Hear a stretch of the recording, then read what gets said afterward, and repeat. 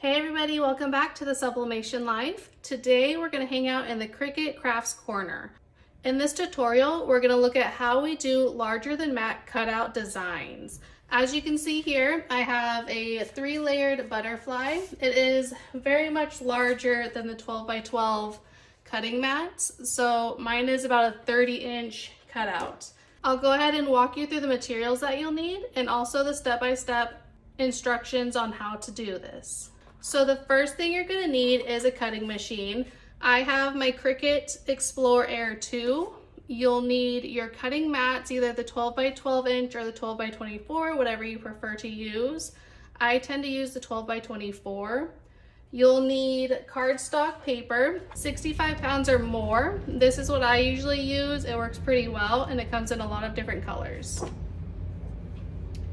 You'll need some kind of crafting glue or spray adhesive. And then also some tape. This is just from Walmart and it's just clear tape. You'll also need the software that goes along with your cutting machine. In this case, we're going to use Cricut Design Space. It's a very fun and super easy process, so let's get started. Okay, here we are in the Cricut Design Space. As you can see, I have my image already uploaded into the canvas. If you need to upload yours still, go over to the left, push the upload button, and follow the instructions from there.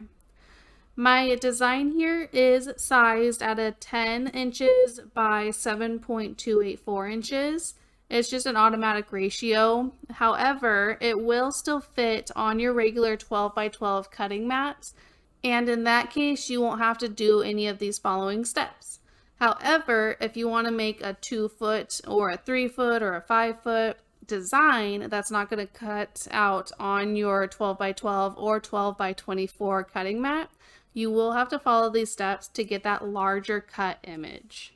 For my design, I do want to have it at a 30 inches wide by an automatic height ratio. To do that, you'll go up to size, and I'm going to go ahead and zoom out first because it will get large. And we'll change this to 30 and it'll automatically do a height ratio for you as long as you have the locked button closed. So you can see it's automatically adjusted size. I'll slide it into the middle here. And over here you can see there's 3 layers, and next to them they all have exclamation points in red because it's saying your image is too large to cut with your machine. So in this case, we're going to have to cut our image and our layers into smaller sizes to fit either onto the 12 by 12 mat or the 12 by 24 mat, whichever you prefer to use. I will be using a 12 by 24 mat, but I'll be acting as it's a 12 by 12 because that's the cardstock size that I use. So let's go ahead and move on how to do the cutout shapes. From here, you'll go back to your left side, click on the shapes, and do the square button. It'll automatically come up as a 2 by 2, and you want to go ahead and size it to the largest cut that you can do on a 12 by 12 or a 12 by 24 cutting mat. For the 12 by 12, the largest size you can do is an 11.5, so I'm going to go ahead and size it to an 11.5. And then once you have your sized square, you can move it over your design. And as you can see, it's blocking your design. So what I like to do is go over to Operation and change it to a pen, and that way it makes an outline. It's still the same box, but you can see where you're placing it over your design. Once you have your first square done, you are going to duplicate and make a couple of extra ones because of course you're going to need more than just one because only one isn't going to do it. I like to go ahead and make mine in rows, so just kind of overlapping a little bit, not too much, and then just making them enough across that you need where it's going to cover your whole design. Just like that. Once you have your squares in place across there, I like to go ahead and highlight all of them, and you can do this by clicking one of them, holding the shift key down, and then continuing to click each item that you want highlighted. I then go over to Align, and then I will click Distribute horizontally. It's going to make it just spaced out evenly. And then go back to center vertically. That way it's in a very straight row. Now you can see I have 3 boxes that cover my whole upper butterfly design here. And now that you have your upper design, or the top of it's covered, I like to go ahead and group those together. And then you can see the bottom is still not covered, so we'll do a duplicate and then just lower it down to where it needs to be so it'll cover the rest of your butterfly. Same thing, just kind of overlapping the other squares. I'll go ahead and highlight both of those square sections, and then just again making sure they're lined up. This time it'll be a horizontal line, and that way it's all lined up nice and perfectly for you. And then I do like to go ahead and group those together just for now.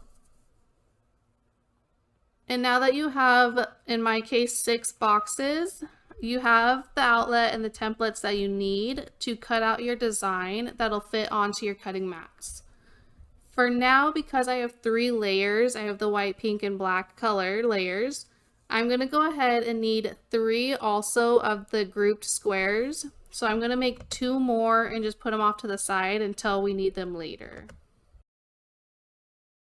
Okay, now that you have all of your layers, all your boxes, everything's in the right place, the one last thing I like to do before I start cutting is just taking my squares and my design and just going back to the align and pushing center. And this will make sure the design is perfectly even in those squares, and that way it makes even cuts and your design just cuts nicely. From here, because we're only going to be working with 1 layer individually, you do want to go over to your design group and make sure it's ungrouped. That way you can evenly manipulate each layer as you need to, because otherwise it's going to try to make layers out of all 3 layers, and it just doesn't work that way. So go ahead and just hide what you don't need for now, and then go ahead and ungroup that group. Okay, now you have those ungrouped. You're also going to ungroup the squares that you just put together, and that way you can also individually manipulate those squares as well. I'm going to go ahead and send my butterfly layer to the back. So now you'll go ahead and click your first square. I like to start on the upper left. You'll go over to your layers section and shift key and hold and click your layer. And then you're going to go to slice. Make sure you're aware that slice button only works for 2 items. You cannot have 3, 4, or 5 items selected. It's only for 2 items. So go ahead and push the slice. And now you can see things have changed. Scroll up and you're going to see 2 of these slice results that are just outlines. You can go ahead and delete those. You will not need them. And now you can see there is a spot of your butterfly that's individually movable, and it'll fit on your Cricut mat so that you can cut it, and then you'll piece it together later on. All right, so now that you have this understanding of how to do this, let's go ahead and do it all the way through, and I'll go ahead and fast forward for you.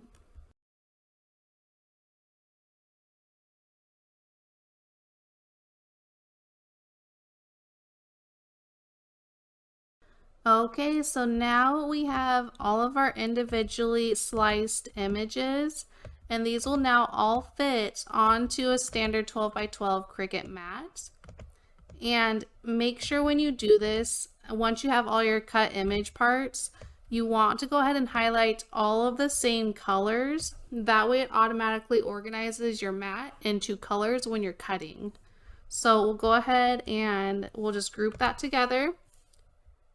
We can put that up so it's smaller, and now you're done with that first layer, so you can go ahead and just hide it. That's what I do. You can leave it, but I like to hide it, that way it's out of the way. And you'll continue to do this with each and every layer until you're done, and then we'll move on to cutting out the images.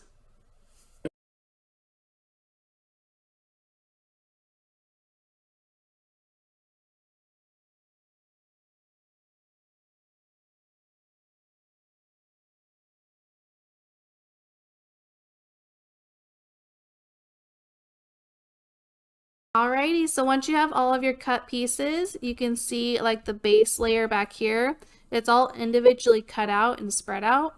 And that's how it's going to cut. So now it's smaller pieces and your mat can now handle those smaller pieces.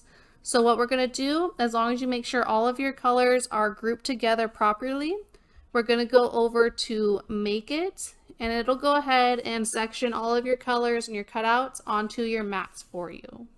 All right, so here we are on the preview of the mat screen. As you can see, there's a white colored one, which I'll have a few of those. There's a black base background one. And then there's a couple of the pink and then the purple. And that's how I want it because that's how my colors are going to be. Now scroll back up to the top if you want.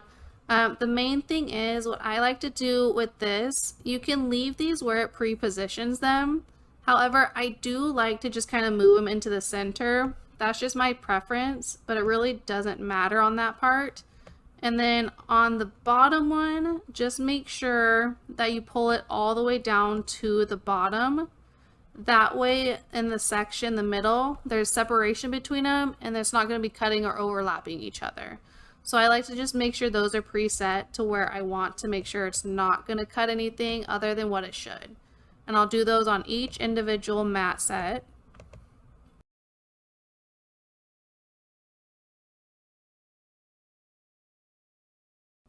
Alright, so I have those all positioned to where I want them. Do note that you do not need to mirror anything at this point because you're not flipping anything over. So from here, you're just going to go ahead and press continue, and you'll go ahead and move on to getting these cut out. Once you get to your set base material cuttings, you're going to go to either cardstock for intricate cuts. If you don't already have that preset there, what you'll do on your actual Cricut machine is turn your dial to custom, and it'll bring up this section here, and you can go to browse all materials and then just type in cardstock, and it'll bring up this option for you, and you'll go ahead and use this. It'll automatically default the pressure for you, so you don't need to do any of that. You'll go ahead and push your button to feed your mat through. And then when you're ready, you're going to go ahead and press go.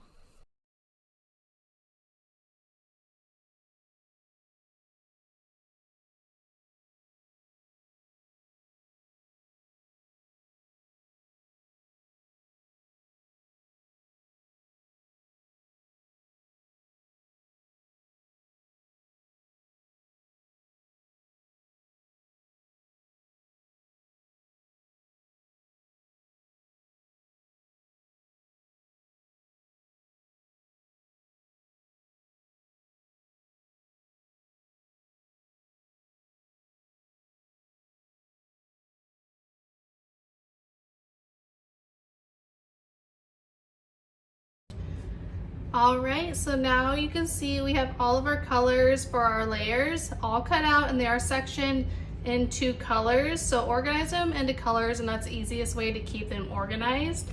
And at this time, now we're just going to start piecing them together. Like I said before, I like to start with the bottom layer first, and that way you can template up from there. So let's go ahead and get started. Alright, so there is the base layer. As you can see, it's pretty large. It is clearly larger than a cut mat, so that's pretty cool. So I'll go ahead and start taping these together. I do like the tape from the back side, of course, so you don't see the tape going. You can get, this is just from Walmart, it's clear tape, and then I'll just tape it by the seams, making sure they're as close together as possible. And then we'll start moving on to taping the other layers as well.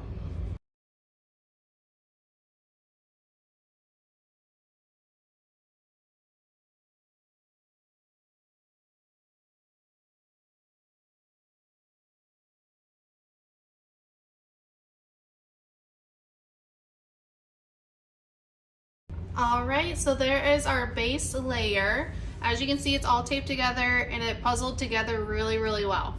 Now you can see there's lines. If you really want, you can take a burnishing tool and just rub those lines out until they blend a little better. I'm not real concerned with it at this time, but that's how you do that to blend out the lines. I'm just gonna go ahead and keep putting the pieces together and we'll get these layered on top of each other.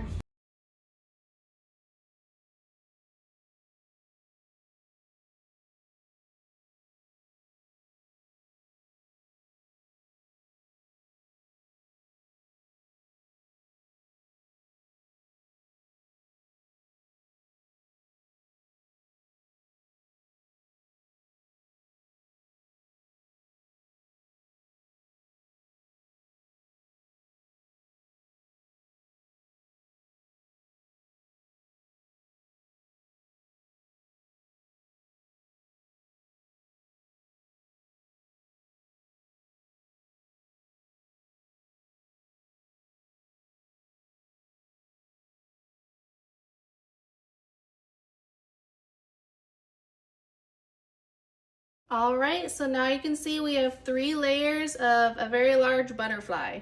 30 inches, again, as you can see, much larger than the actual 12 by 12 mat. So that's how you get it to print larger. Now from here, this is where the craft glue comes in handy. I just got this from Walmart, and we'll just glue our layers together.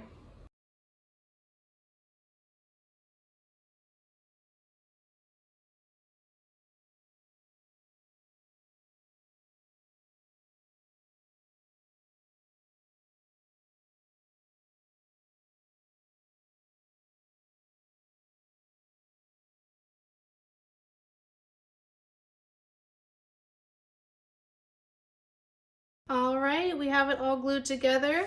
You can see there's all 3 layers that are on there, and it is thicker now that it's all put together. There is an alternative to the craft glue. You can use tack spray. It might be a little bit easier, especially with designs that are more intricate.